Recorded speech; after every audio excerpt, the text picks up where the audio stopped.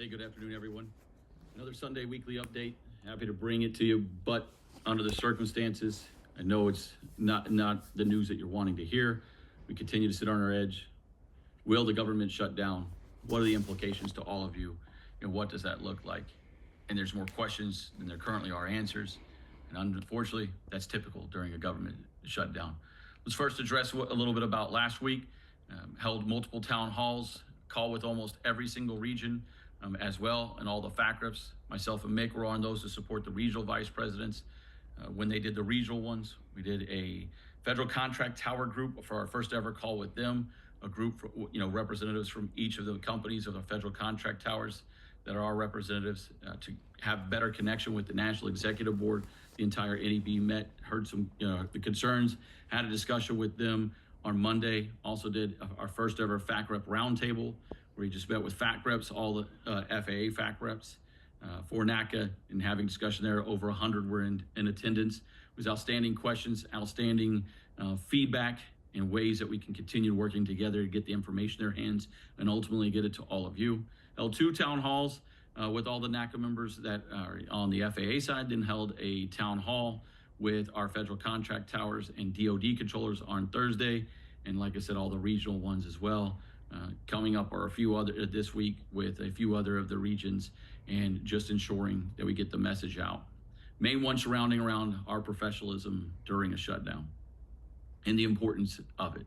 And that it's not my message, it's not Mick's message, it's not just the NEB's message or a single RVP, that it needs to be our collective message of realizing the importance of what's going on, the difficulties of what's going on, the stress and the pressure of not only the job that all of you do as aviation safety professionals day in and day out, but then add in a government shutdown, the uncertainty, the questions that you get in your household or otherwise about, money's coming in. Most people continue to live paycheck to paycheck.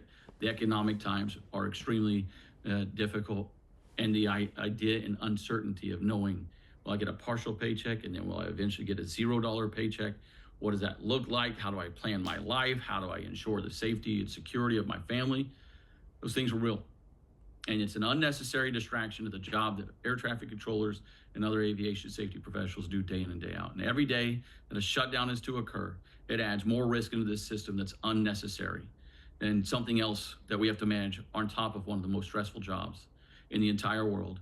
With staffing as short as it is, we're down 3,800 certified controllers. We're working with equipment that has needed to be updated and things that we've been advocating for decades.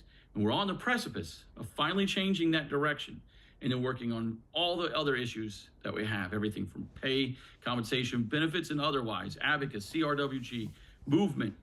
And yet we have to pause it all. Flight deck training, something that's been extremely important, and pause it all while the politics play out. That's the reality. That's what we have to face. And unfortunately, it then goes to being the burden that you have to face.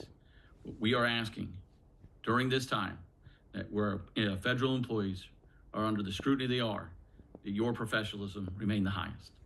We are a proud group of individuals to save lives every single day. We need to show up to work. We need to do that job, because right now, today, reality exists, whether we want to believe it or we don't like it or not.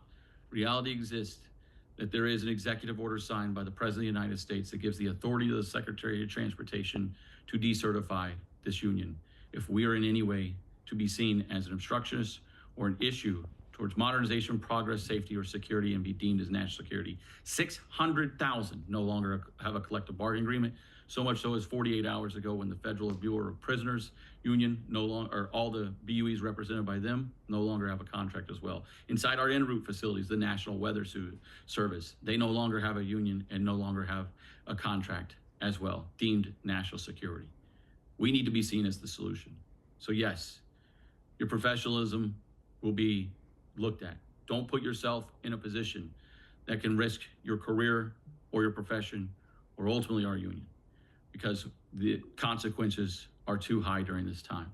While we go out and advocate for safety, while we go out and advocate for the American flying public, don't put us put us in a position to be the key centerpiece to why it's going wrong. I know you'll be upset, I know the amount of emotions that we'll all go through during it. It has nothing to do with this, and yet we bear the burden of all of it. But also understand the impacts it can have on one another and all of us. So yes, will we help face the realities that are out there and ensure that the message is communicated and preventing the shutdown and ending the shutdown if it's occur? Absolutely. Will we have people that won't be able, will have to decide, do I take a second job? Do I have to do Uber? Do I have to find some source of income during this time? Are we going to be able to continue to train? Well, the one bright spot is been working with the Secretary of Transportation, the administration, and they've all been fully supportive, and there is going to be funding to keep the Oklahoma City Academy open for 30 days. But then that begs the question of, what does the shutdown mean for training?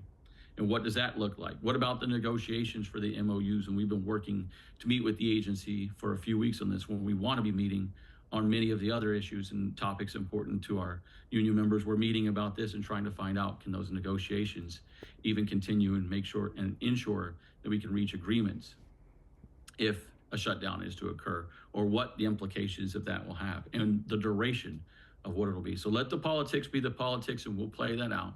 We'll go out there and advocate on our collective behalves and continue showing up and doing the amazing job that you do day in and day out. It's not because you're, this is a situation any of you are asking for or want to be in. This is the realities that we face as government employees. And again, we're under heavy public scrutiny, or heavy scrutiny by the public, the administration, everyone. Let's not be the reason that the cameras point to us, because they're going to want to point to us anyways, and they're just looking for that moment. So think of, stated that, said it three different ways, 3 different times, and you're going to continue to hear it. Please realize that we're all in it together, and no one wants any of this for any of you. And it's the reality of what we face day in and day out. So with that unnecessary distraction out there, we'll continue to keep you updated. There'll be more questions and there'll be answers. We'll continue to work with the agency on everything we can, but realize this is management directed. If you have questions, what is the agency doing about this? What is their guidance in these manners? We'll work to try to ensure that information is spread, that we are getting out there and addressing the issues that a shutdown causes. But there is no give and take of collaborating our way through a shutdown. There are the laws and rules that exist, the ways they're interpreted, the ways that management implements them, and then if we believe them to be implemented correctly or outside of law, we try to address that. But even then, it's usually not fast enough when these shutdowns occur and happen like this, because of how many people get put on in a furlough status. We'll have a frequently asked questions out. Yes, you will see the messages of professionalism everywhere, because again, we want everyone to know that we're not going to be the excuse or the punchline about the shutdown. We're going to go in and do what we do daily, but also realizing the burden that puts us on us, and the unnecessary risk and unnecessary distractions that it causes every single day. So with that, we continue to bring you the information quickly, utilizing services like this, being able to live stream information, get it out, as well as through the regions and through the FAC reps, and look out for each other. It's going to be a difficult time. People are going to be in all sorts of different feelings. It's going to be highly political, of Democrat versus Republican. Realize we didn't ask for it, and we have to deal with it. We have to deal with it together. So take care of one another. Promise you that we have your back. We'll do everything we can to either prevent it or end it, and put you in a position to be able to take care of your family, friends, and loved ones. And we'll go from there. And we'll pick it up. We'll reignite the engines and keep moving on all the issues that are a priority to us. But unfortunately, we have to pause and bog down in a moment like this. So take care. We'll get you the information, and we'll talk to you soon. Have a good day.